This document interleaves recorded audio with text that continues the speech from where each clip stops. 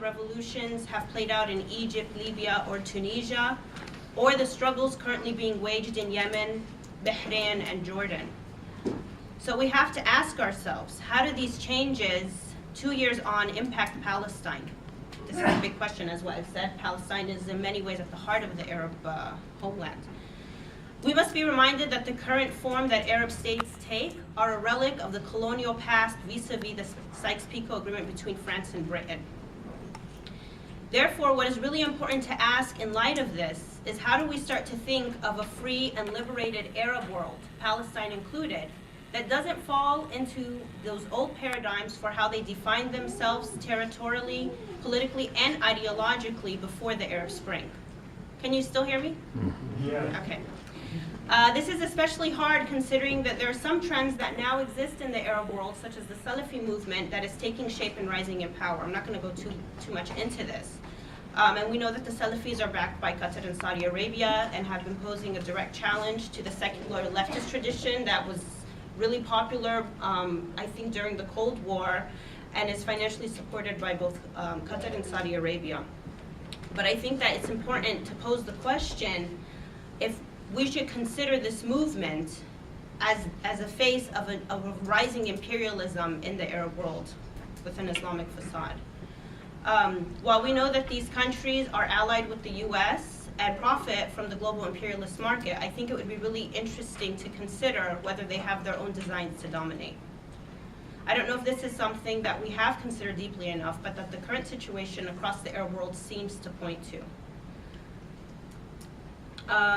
When in July, the Salafis are supposed to be responsible for the assassination of leftist leader Shukri Bilayat in Tunisia, the killing of Vittorio Arrigoni in Gaza, and are posing a direct threat to Hezbollah's power in southern Lebanon.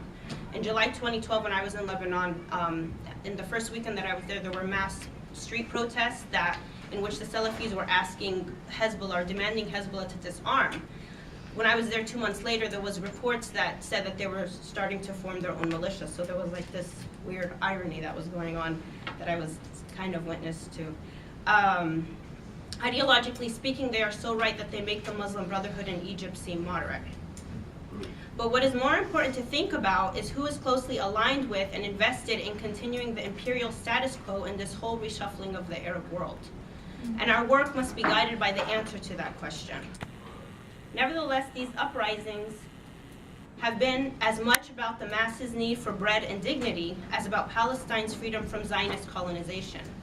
The presence and support by world imperialist powers of those now fallen oppressive regimes were as much to secure imperialist interests in the region as they were to support Zionist colonization and imperial interests in Palestine specifically.